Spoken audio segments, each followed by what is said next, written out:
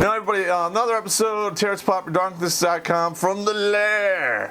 And today I got a lot of opinions and a lot of questions, so let's just dive right into it. What advice do you have for me joining the military? I'm finishing up high school at the end of June. Alright, now, individual who asked me this question, I believe I've answered this several times in the past. You should probably look at those episodes, but just in case you haven't, I'm going to go into it again. First of all, you have to ask yourself, what exactly do you want to get out of it? All right. Do you want a job that you can, get a trade job when you get out, like, pipe fitter or electrician, carpenter, what have you? Then I would say go in the Navy. If you want some action, then I said, go in the Army with the Airborne Ranger option, or Airborne, which is the 82nd. The Rangers are one of the better fighting forces on the planet. They're usually the tip of the spear in any big operations that the United States Army partakes in, and it's only really one of the few actual organizations you can enlist to off of the street. It might be a waiting list for it, but yeah, I mean, the Airborne Ranger is one of the better options. If you want a career, just stay in for 20 years, Navy, Air Force, Army are all good. I would suggest not doing the Marine Corps, even though it can be done. Let's see. If you want to see the world until you figure your shit out, then by all means, go in the Marine Corps.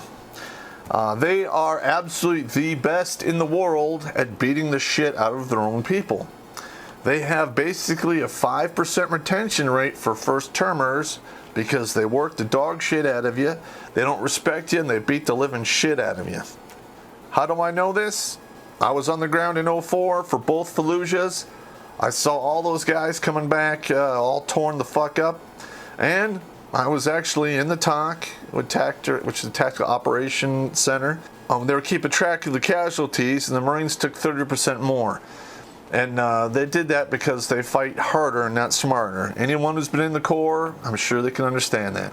Okay, another thing. This is a side note. If you take the ASVAB to get into the military, you got to focus on your GT score. All right. If you have a GT score of 110 or higher, you can do almost any job in the Army, to include special operations. So, work on your math, work on your abstract thinking, story problems, and not so much on grammar and shit like that, but they're really big into that. So the GT score is the one you want to work on. Let's see. What is my take on the 5.56 and the 308 round? Okay, now, when I was in 2004, we were in Iraq. We did about a dozen missions driving from Abu Ghraib prison to Victory, which was the international airport in Baghdad. It was about 9 miles away. So at a minimum, we had to go in 3 vehicles. So that's 4 to 5 guys per vehicle, 15 dudes. I got to risk 14 to 15 dudes going down to Victory, which, by the way, that stretch of road out there was called RPG Alley for a reason. So I had to risk my men's lives, go get these ass bags who've been shot up and wounded, who are now stable, and had to go back to the Whip Me Spank Me area in the prison. And usually these individuals were shot between 1 and 5 fucking times with 223s. I looked at their information sheets, the wounds and shit that they had, and I was just flabbergasted. How the fuck can you shoot an individual 5 fucking times and them not die? Okay, now with that being said, you need to seriously reevaluate what the fuck you're fighting with. Because in a gunfight, especially the two-way gunfight where they can shoot back, you want them to stop shooting at you as soon as possible. Usually results in them being evicted from their meat suit. Not one person was shot with a 308, which, the rounds from a 240. I never picked up any of those guys. So what does that tell you? That tells you that the bullets we're using, though they're okay, they're not really ideal for anything beyond 300 meters. They lose their ass after that, and beyond 6, it's like basically getting shot with a high-powered pellet gun. So, the Army's kicking around going to a new caliber. I basically would like to see them go with a 6.5. It has a relatively flat trajectory out to 1,000 meters. It delivers a lethal amount of energy at that range. And a lot of the gunfights that are taking place in Afghanistan, they know our weapons are shit. They're shooting at us from 400 meters or beyond.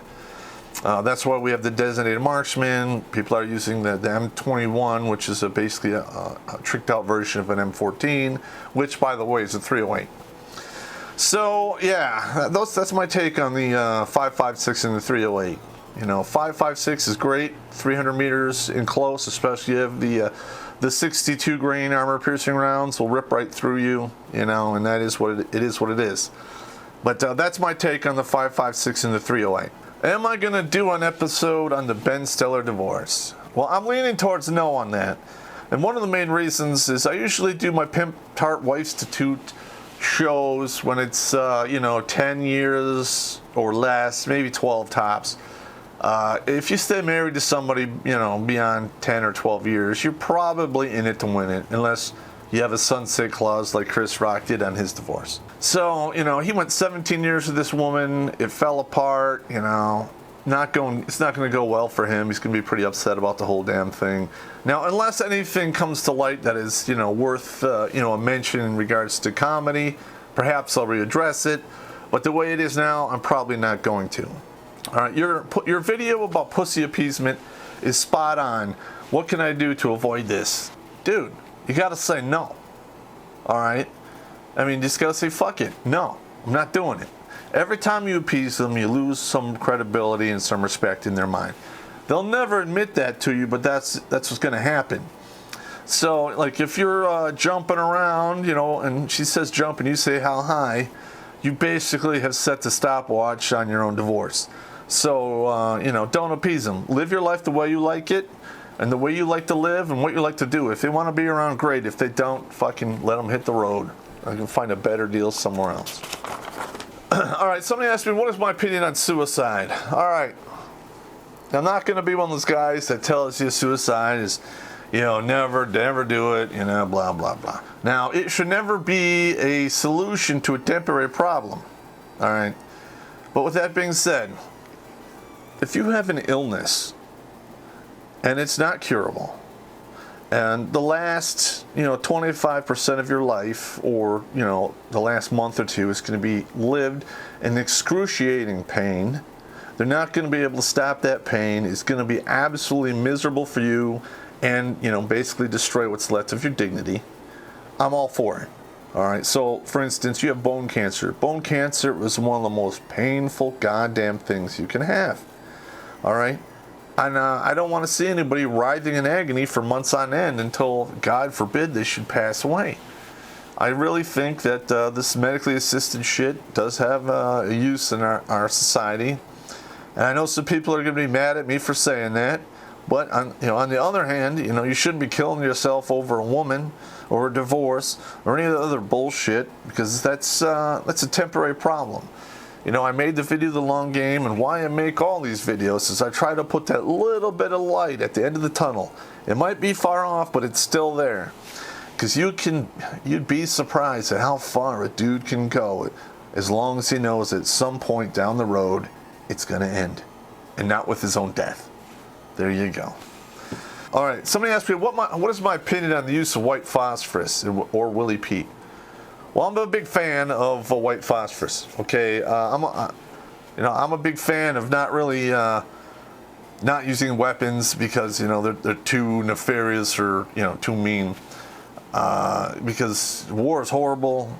There really shouldn't be a lot of rules in it because you should not have war, and if you do, it should be over as quickly as possible. All right, when I was at PFC in the 9th ID, I got. They had a 155 round fall short, detonated 75 meters away. It was a Willie P round, and the wind blew it, and a little bit got in my eye. And I washed it out immediately, so there was no permanent damage. And it did burn holes in my uniform under my arm, but they're very small, and they burned out pretty quickly since I was on the very, very edge of its effectiveness.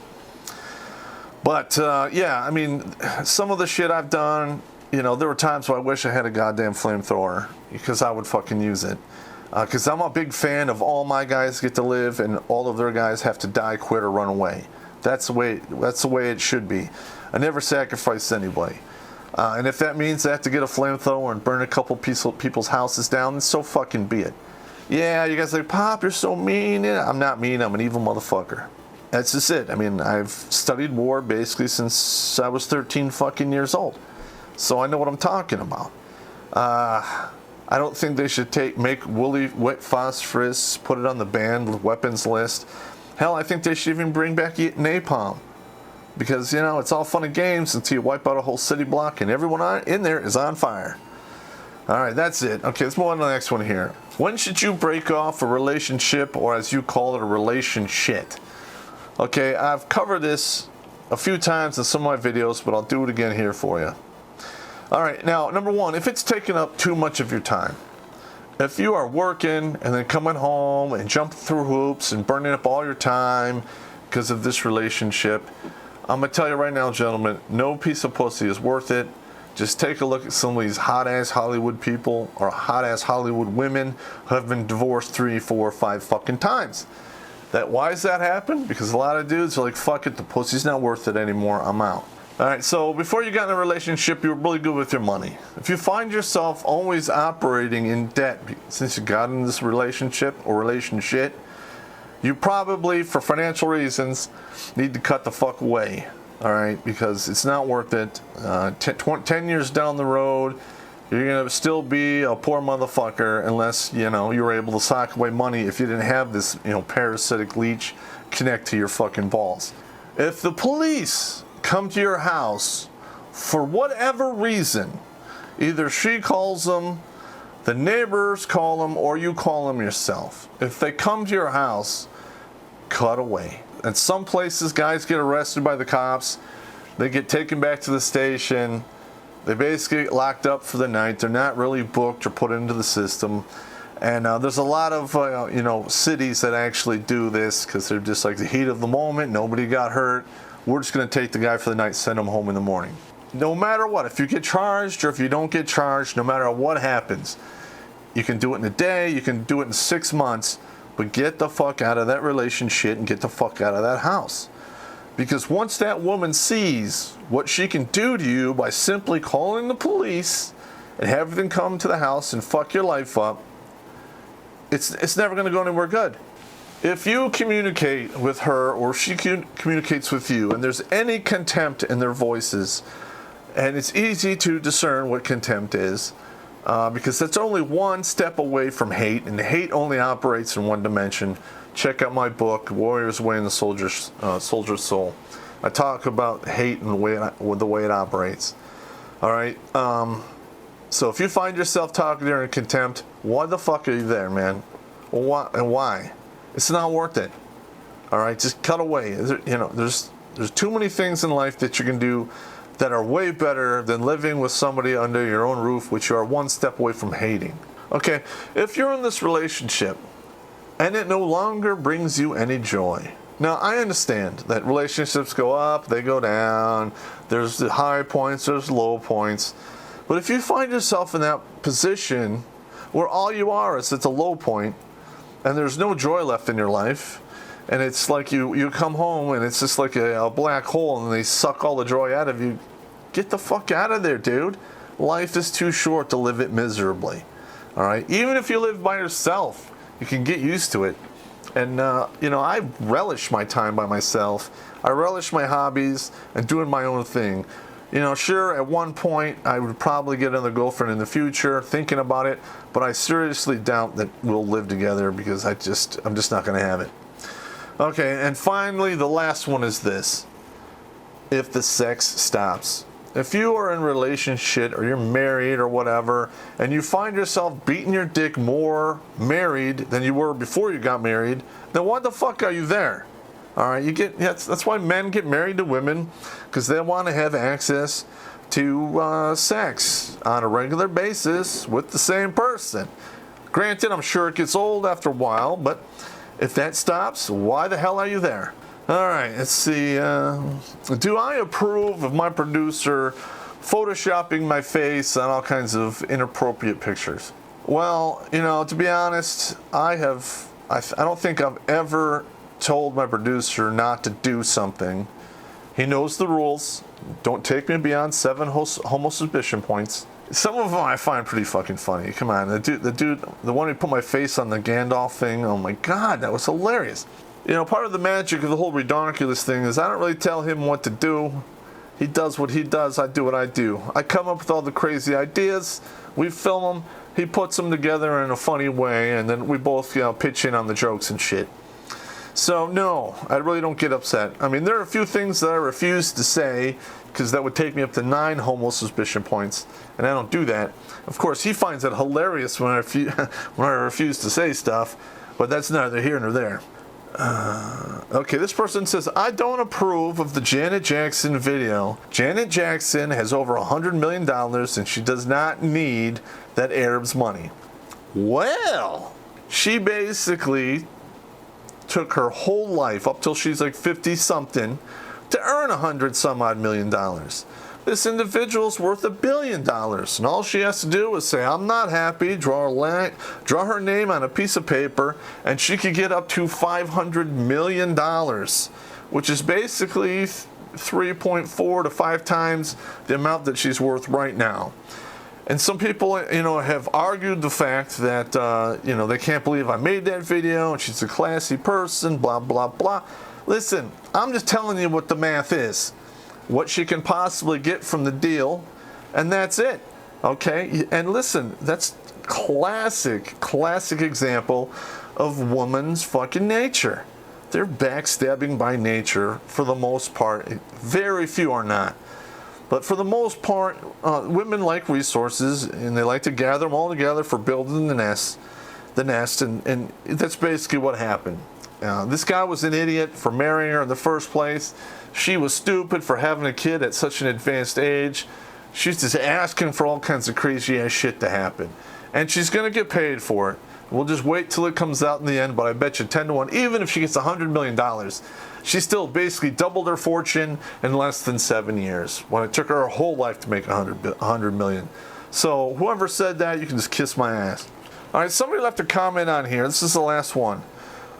In regards to the friend zone, they basically stated that the friend zone does not exist, and it is only made so or labeled from men who are bitter and cannot get girlfriends.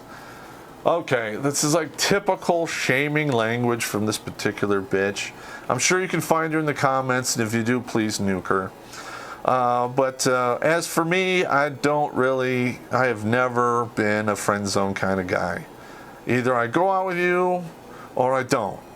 You know, you want to be friends, I'm not going to be in the friend zone. We'll be acquaintances. I'll say hi to you once in a while, maybe, and we'll talk on Facebook here and there. That's it.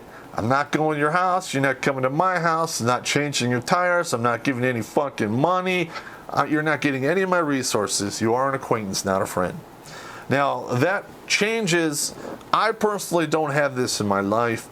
Say you're a dude, and you've known this particular girl since she was 5 years old. She lives like 2 houses down, and you played, and you're kind of feel like you're an older brother kind of thing. That is pretty much the only way I can see the friend zone existing between a man and a woman.